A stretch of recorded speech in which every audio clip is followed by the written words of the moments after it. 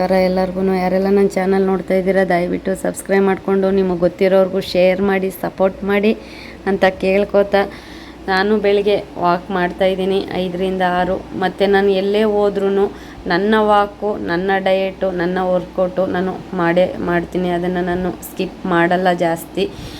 ಇಲ್ಲೂ ಸಹ ಮಾಡ್ತಾಯಿದ್ದೀನಿ. ಬೆಳಿಗ್ಗೆ 5ರಿಂದ 6 ಗಂಟೆ ಟೈಮ್ ಕಾಲ ವಾಕ್ನ ತುಂಬ ಚೆನ್ನಾಗಿದೆ ಅಮ್ಮನ ಮನೆಯಲ್ಲಿ ವಾಕ್ ಮಾಡೋದಕ್ಕೆ. ಯಾಕಂದರೆ ನಾನು ಮದುವೆಗೆ ಮೊದಲೆಲ್ಲ ಏನು ವಾಕ್ ಮಾಡ್ತಾ ಇರಲಿಲ್ಲ. ನಾನು ಆವಾಗ ಸಣ್ಣ ಇದ್ದೆ.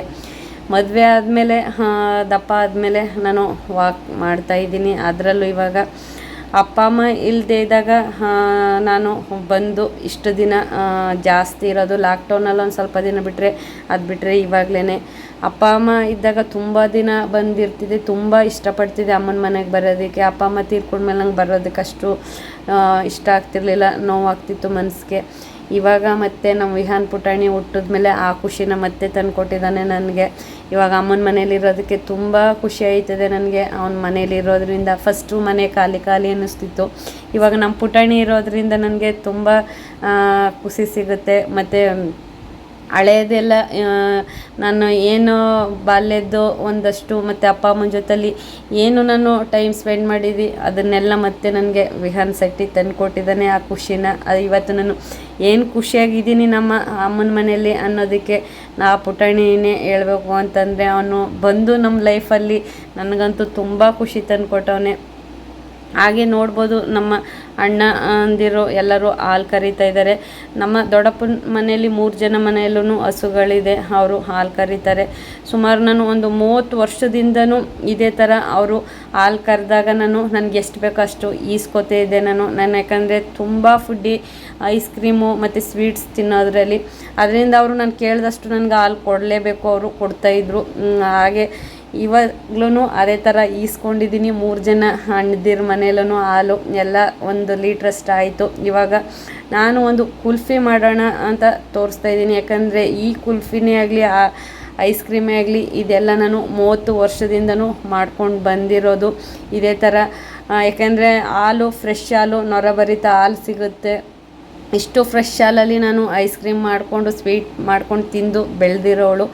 30 ವರ್ಷದ ಹಿಂದೆ ಹಿಂಗೇ ಮಾಡ್ತಾಯಿದ್ದೆ. ಅದನ್ನು ನಿಮ್ಮ ಜೊತೆಲಿ ಶೇರ್ ಮಾಡ್ಕೊಳ್ಳೋಣ ಅಂತ ಇವತ್ತು ಈ ವಿಡಿಯೋ ಮಾಡಿದ್ದೀನಿ.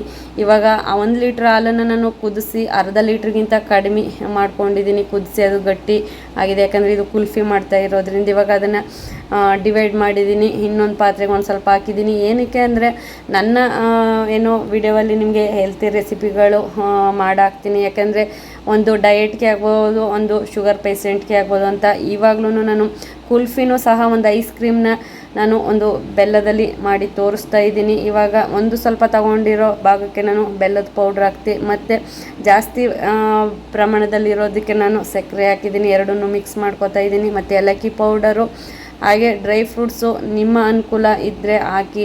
ನಾನಿಲ್ಲಿ ಬಾದಾಮಿ, ಪಿಸ್ತಾ ಮತ್ತು ಗೋಡಂಬಿ 3 ಸಹ ಒಂದು ಸ್ವಲ್ಪ ತರಿಯಾಗಿ ಪೌಡ್ರ್ ಮಾಡಿ ಹಾಕ್ತಾಯಿದ್ದೀನಿ. ಎರಡಕ್ಕೂ ಮಿಕ್ಸ್ ಮಾಡಿಕೊಂಡೆ.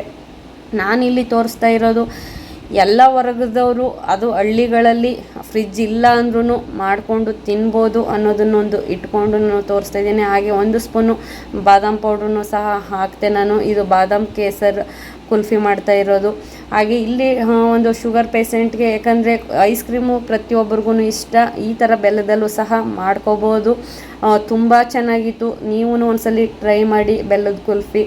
ಇವಾಗ ಎರಡನ್ನೂ ತಣ್ಣಗಾದ್ಮೇಲೆ ನಾನು ಈ ಥರ ಫ್ರೀಝರಲ್ಲಿ ಇಡೋದಕ್ಕೆ ಲೋಟಕ್ಕೆ ಹಾಕಿದ್ದೀನಿ. ಯಾಕಂದರೆ ನಾವು 30 ವರ್ಷದ ಹಿಂದೆ ಈ ಥರ ಒಂದು ಸ್ಟೀಲ್ ಲೋಟ ಸ್ಪೂನ್ ಹಾಕ್ಕೊಂಡು ನಾವು ಐಸ್ ಕ್ರೀಮ್ ಕ್ಯಾಂಡಿ ಅಂದ್ಕೊಂಡು ಮಾಡ್ಕೊಂಡು ತಿಂತಿದ್ವಿ. ಹಾಲು ಸಕ್ಕರೆದಲ್ಲಿ ಮತ್ತು ನೀರು ಸಕ್ಕರೆ ಹಾಕಿ ಈ ಥರ ಮಾಡಿಕೊಂಡು ತಿಂತಿದ್ವಿ. ಹಾಗೆ ಫ್ರಿಜ್ ಇಲ್ಲ ಅನ್ನೋರು ಸಹ ನಮ್ಮ ಮನೆಗೆ ಈ ಥರ ಮಾಡಿ ಒಂದು ಹಾಲು ಸಕ್ಕರೆನ ಕುದಿಸಿ ಕೊಡ್ತಿದ್ರು, ಅಥವಾ ಸಕ್ಕರೆ ನೀರನ್ನು ಕೊಡ್ತಿದ್ರು. ಈ ಥರ ನಾವು ಇಟ್ಟು ಸಹ ಕೊಡ್ತಾಯಿದ್ವಿ. ಅದರಿಂದ ನಾನು ಹೇಳೋದು, ಫ್ರಿಜ್ ಇಲ್ಲ ಅಂದ್ರೂ ನಿಮ್ಮ ಅಕ್ಕಪಕ್ಕ ಮನೆಗಳಲ್ಲಿ ಫ್ರಿಜ್ ಇದ್ರೂ ಹಾಲು ಕರಿತಿದ್ದೀವಿ ಅಂದರೆ ಈ ಥರ ಒಂದು ಕಡಿಮೆ ಖರ್ಚಲ್ಲಿ ಮಾಡಿಕೊಂಡು ತಿನ್ಬೋದು. ನೀವೂ ಸಹ ಕುಲ್ಫಿ ಸೆಟ್ ನೋಡ್ಬೋದು. ಆವಾಗೆಲ್ಲ 30 ವರ್ಷದಿಂದ ಕುಲ್ಫಿ ಸೆಟ್ ಆ ಥರ ಏನಿರಲಿಲ್ಲ, ಇವಾಗ ಬಂದಿದೆ.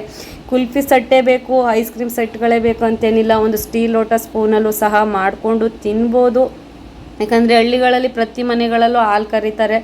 ಹಾಲು ಸಕ್ಕರೆ ಏಲಕ್ಕಿ ಪೌಡ್ರ್ ಇದ್ರೂ ಒಂದು ಕುಲ್ಫಿ ಮಾಡ್ಕೊಂಡು ತಿನ್ಬೋದು ಅನ್ನೋದನ್ನು ಇಟ್ಕೊಂಡು ಎಲ್ಲ ಹೆಣ್ಮಕ್ಳು ನೀವು ಟ್ರೈ ಮಾಡಿ ಅಂತ ನಾನು ಈ ವಿಡಿಯೋ ಮಾಡಿ ತೋರಿಸ್ತಾ ಇದ್ದೀನಿ. ನನ್ನ 30 ವರ್ಷದ ಹಿಂದೆ ಬಾಲ್ಯದ ಒಂದಷ್ಟು ನಿಮ್ಗೂ ಶೇರ್ ಮಾಡ್ಕೊಂಡಿದ್ದೀನಿ. ನಿಮ್ಗೇನಾದರೂ ಇಷ್ಟ ಆದರೆ ಸಪೋರ್ಟ್ ಮಾಡಿ. ಮತ್ತು ನಾನು ಮಾಡೋ ವಿಡಿಯೋವಲ್ಲಿ ಎಲ್ಲ ವರ್ಗದವ್ರಿಗೂ ಒಂದಷ್ಟು ಅನುಕೂಲಗಳಾಗಲಿ, ಅವರೂ ಸಹ ಎಲ್ಲ ಥರ ತಿಂಡಿಗಳನ್ನು ಟೇಸ್ಟ್ ಮಾಡಲಿ ಅನ್ನೋದನ್ನು ಇಟ್ಕೊಂಡು ಎಲ್ಲ ವರ್ಗದವ್ರಿಗೂ ನಾನು ಮಾಡ್ತಾಯಿದ್ದೀನಿ. ನನ್ನ ಒಂದು ಈ ಸಣ್ಣ ಪ್ರಯತ್ನಕ್ಕೆ ನಿಮ್ಮೆಲ್ಲರ ಸಪೋರ್ಟು ನನಗೆ ಬೇಕು ಅಂತ ಕೇಳ್ಕೊತಾ ಈ ವಿಡಿಯೋನ ಇಲ್ಲಿಗೆ ಎಂಡ್ ಮಾಡ್ತೀನಿ. ನಮಸ್ಕಾರ.